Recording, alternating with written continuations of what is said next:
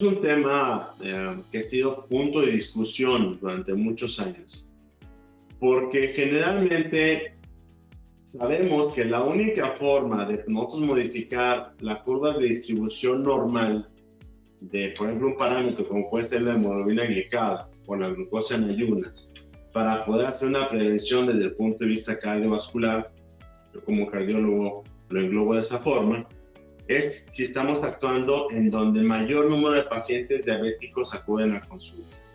E indudablemente el primer nivel de atención es clave. Sin embargo, muchas veces adolecemos de las pruebas específicas en ese primer nivel de atención. Y entonces las pruebas de alta complejidad, que podríamos llamarlos de mayor precisión, más robustas, las encontramos hasta en un tercer nivel, en donde los ve el endocrinólogo, por ejemplo. Entonces ya ven al paciente muy complicado, multitratado, con mayor problemas de control metabólico, cuando debería ser el médico de primer nivel el que cuente con aquellas herramientas capaces de poder de alguna manera u otra hacer un mejor diagnóstico y proporcionar el mejor tratamiento. Eso es lo que cambiaría el paradigma del control de la prevención cardiovascular. Con que tuviéramos esta posibilidad de primer y segundo nivel de atención, esto yo creo que tendría implicaciones muy favorables desde el punto de vista de salud pública para esos individuos. Siempre hemos promulgado que los mejores tratamientos, las mejores pruebas, siempre deben de estar en acceso al primer nivel de atención. Yo no veo otros modelos de atención, por ejemplo, los modelos europeos, en donde, por ejemplo, en el Reino Unido, el médico familiar tiene la potestad de mandar a un segundo nivel al paciente diabético, pero quien prescribe los fármacos, quien hace las pruebas, es el primer nivel de atención. Es el que toma la decisión, ¿qué medicamento le doy? ¿Qué prueba le tengo que hacer? Obviamente, coordinado puede ser a través del segundo nivel, pero ese médico de primer nivel es donde tiene el poder para hacer esa prescripción, para hacer estas pruebas mucho más robustas, para poder hacer un análisis interpretativo de prevención primaria en ese paciente que tiene un trastorno metabólico. Aquí el problema está en que la correlación que existe entre trastorno metabólico y COVID-19 es muy interesante. Primero, la Organización Mundial de la Salud ya hace un par de meses estableció cómo los pacientes que tienen enfermedades crónicas, no comunicables o degenerativas, diabetes, hipertensión, cáncer, enfermedades pulmonares, tienen mayor riesgo de tener, que es la próxima pandemia. Es decir, el descontrol metabólico y las complicaciones que estos van a tener va a estar muy importante durante los próximos meses. Y entonces que debe ser un blanco terapéutico de todos los gobiernos en tratar de proporcionar la mejor estrategia terapéutica para enfocarse en la prevención de este grupo de pacientes. Ahora bien, cuando estamos hablando de diabéticos, el paciente diabético tiene mayor probabilidad de tener una infección más severa por COVID-19, porque primero la diabetes te va a generar unos trastornos inmunitarios. Es decir, tu sistema inmunológico es más débil en comparación con un paciente que no es diabético.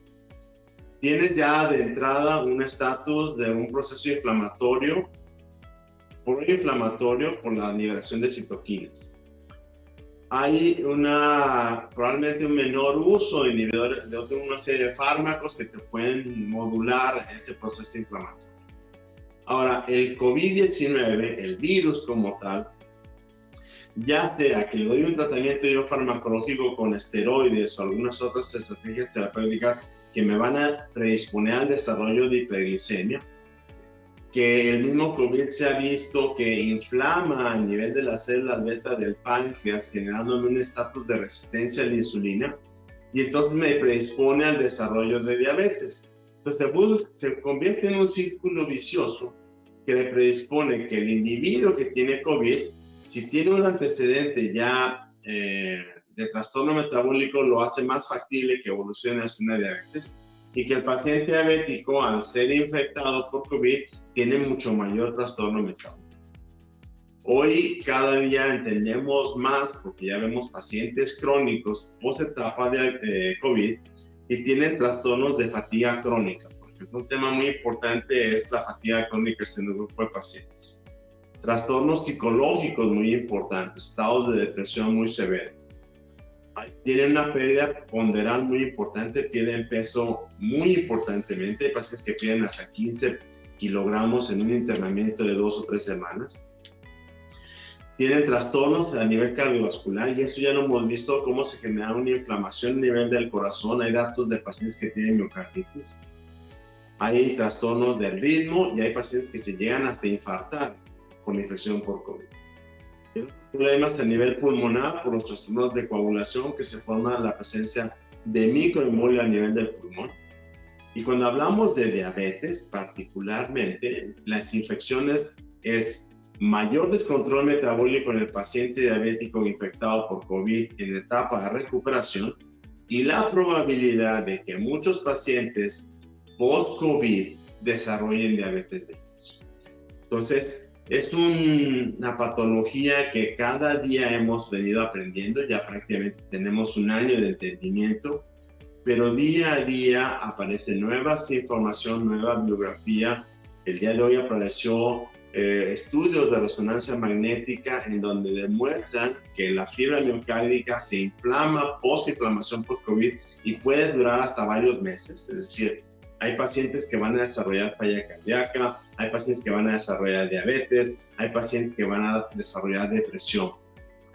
Entonces, sí es un problema serio, es un problema que vamos a seguir viviendo todavía lo que resta del próximo año, porque hoy la mortalidad para algunos grupos poblacionales en ciertos países ha disminuido porque hemos aprendido a tratar la enfermedad, pero hoy estamos viendo las consecuencias de dicha enfermedad. Disfunción ventricular, insuficiencia cardíaca, mayor trastornos metabólicos. Entonces son problemas que vamos a ver cotidianamente y que vamos a tener que empezar a analizar cómo los debemos de tratar. Mira, es un tema muy álgido. Todos los temas de política son temas muy complicados. Primero, ningún sistema de salud estaba preparado para esto. Ninguno. Ni los países europeos, ni los países americanos. Hoy tú sabes que hubo el día de ayer más de 3,000 muertes en Estados Unidos reportadas en un solo día. Entonces, no hay ningún sistema de salud preparado para esto. Más debido a los aspectos epidemiológicos adversos que tenemos. Si mucho se ha hablado y desde hace 20 años hemos estado tratando de controlar la pandemia de la diabetes, la obesidad en México, pues hoy, aunado a esto y probablemente a una escasez de recursos, ¿sí? Pues todavía es mucho más complejo el poder brindar la atención. Hay pacientes diabéticos que la última vez que tenían consulta con el médico especialista fue hace 6 meses y no han podido acudir con el especialista. Y entonces eso ha conllevado mayor descontrol metabólico, mayor incremento de peso, mayor sedentarismo, ¿sí? Mayor estrés, y todos esos son efectos deleterios para la población. Tenemos que trabajar en estrategias conjuntas que nos lleven a que esa población de alto riesgo sea el enfoque en los próximos meses para tratar de controlarlos de manera más apropiada para reducir las secuelas que puedan presentarse a corto y a mediano plazo. La diabetes es un tema de salud muy importante. Se considera la segunda causa de mortalidad en el país después de las enfermedades cardiovasculares. Para el 2020 no es la segunda causa, ya pasó a la tercera causa, porque la primera causa son las enfermedades del corazón, la segunda causa es COVID, la tercera causa es la diabetes. Entonces, esta conjunción entre enfermedades isquémicas del corazón, las enfermedades cardiovasculares, el COVID, la diabetes, pues es una triada extremadamente peligrosa que vamos a seguir presentando durante los siguientes meses.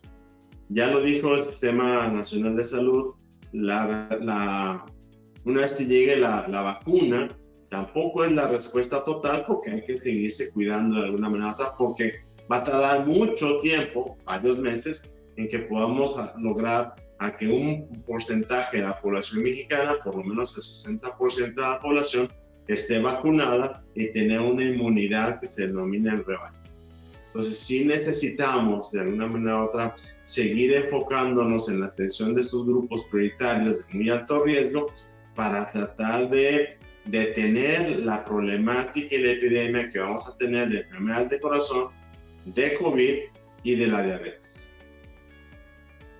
Y definitivamente va a ser un verdadero reto a todo sistema de salud internacional y no se diga del nacional, el poder atender a estos pacientes de la mejor manera posible. Y ya por último, doctor, y en conclusión, para usted, ¿cuál sería la enseñanza que nos deja esta pandemia frente a los pacientes diabéticos en una situación post-COVID? Pues mira, la enseñanza es muy dura, porque al final de cuentas hemos visto a muchos individuos que no tenían que haber muerto, están muertos. ¿Por qué lo digo así? Porque a principios del año nadie esperaba que por ser diabético y enfermarte de COVID tuvieras mayor probabilidad de morir. Por tener enfermedad cardiovascular y infectarte de COVID tuvieras mayor probabilidad de morir. Si fueras paciente renal y te infectas de COVID, tenés mayor probabilidad. Ha sido un número muy desgastante de pacientes que han perdido la vida por esta pandemia y que obviamente pues ninguna muerte es justa. Ayer la primer ministro de Alemania dijo que que no era justificable que 590 alemanes fallecieran por COVID. Eso lo dijo honestamente y que tenía que hacer todo lo humanamente posible para evitar la muerte de sus individuos. Tenemos que trabajar en generar estrategias de entendimiento para que en el caso de llegarse a un nuevo evento de esas características no vuelva a pasar lo de ahorita. Trabajar mucho en la prevención primaria, en el mejor control de los pacientes, mejores estrategias para poder atender a esos grupos prioritarios. Que en el momento que se genera esto, enfocarnos a su protección, enfocarnos a su control para poder reducir al máximo las complicaciones.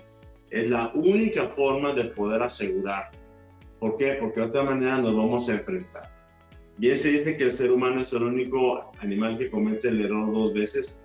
Yo apostaría que ojalá no suceda esto, que el aprendizaje que hemos tenido, muy doloroso, sirva para hacer mejores programas de prevención en el caso de las pandemias. Tanto ya pasamos la pandemia de la influenza y ahora tenemos la de COVID, de seguro va a llegar una nueva, es decir, es prácticamente imposible pensar que nunca va a llegar un nuevo virus, un nuevo agente patológico que va a generar otro proceso de esas características.